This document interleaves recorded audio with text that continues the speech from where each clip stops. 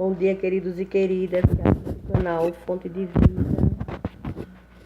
Desejo saudar a todos com a paz do Senhor, já desejando aí uma semana abençoada, cheio da graça e da misericórdia de Deus, né? E, gente, quando eu tinha dito a vocês, na quinta-feira, quando a gente deu o último estudo sobre os dois grandes despertamentos, né, que hoje seria o estudo, os primeiros passos do Evangelho no Brasil, né, e vamos estar dando começo a esse estudo para a glória do nome do Senhor. E o nosso texto bíblico, ele se encontra em 1 Pedro 3, 14 ao 17, que diz assim: Mas também, se padecerdes por amor da justiça, sois bem-aventurados, e não temais com medo deles, nem vos turbeis.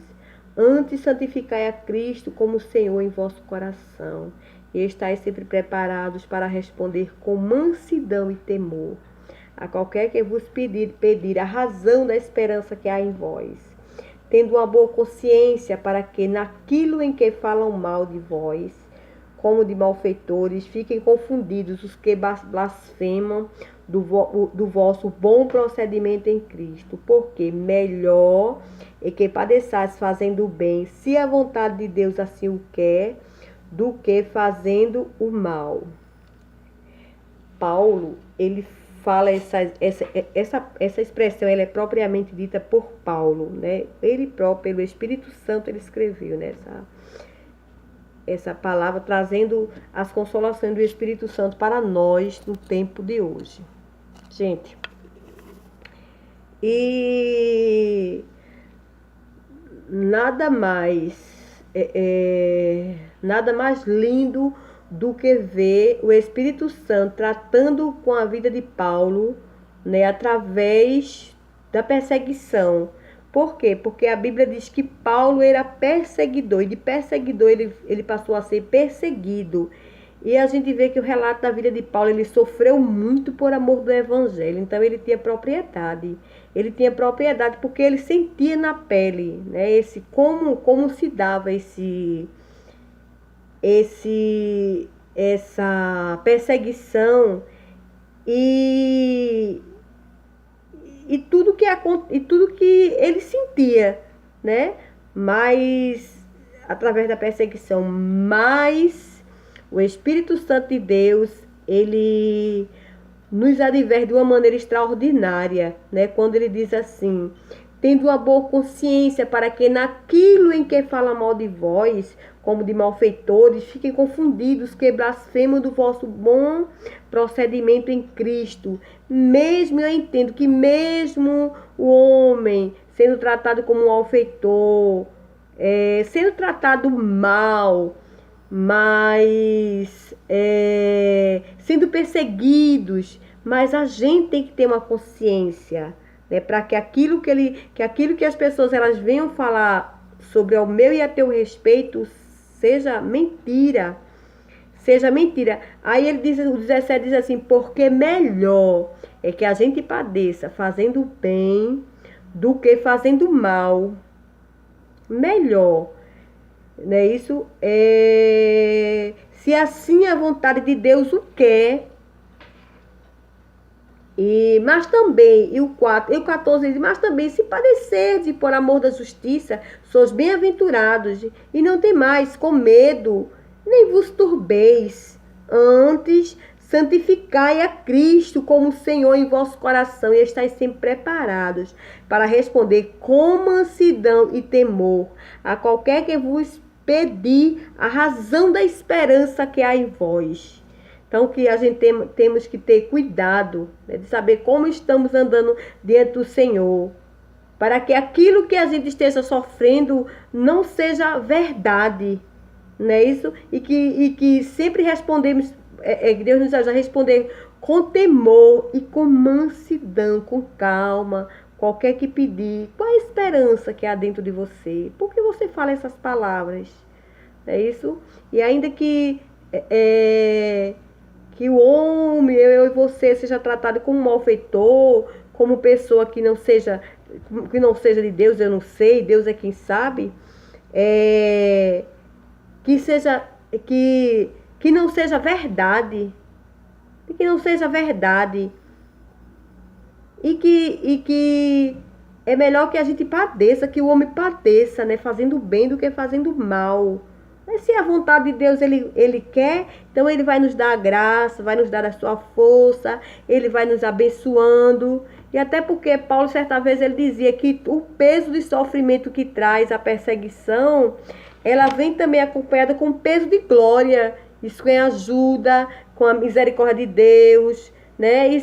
E a gente sabe, e o versículo da semana que também está na lição, ele diz assim, que está em Provérbio 4,18, diz assim: a vereda do justo é como a luz da aurora, que vai brilhando até ser dia perfeito.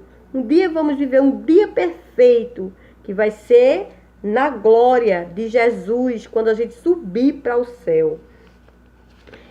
E mensagem da semana: não devemos nos abater pelas circunstâncias ruins que experimentamos em nossas vidas, por causa da nossa fidelidade a Deus. No momento certo, aqueles aparentes momentos de derrota se mostrarão terem válidos, todos a pena, porque quando somos fiéis, Deus nos recompensa no final com a sua bênção e vitória. Essa é a lição que aprendemos daqueles que deram as suas vidas durante séculos pela evangelização no Brasil.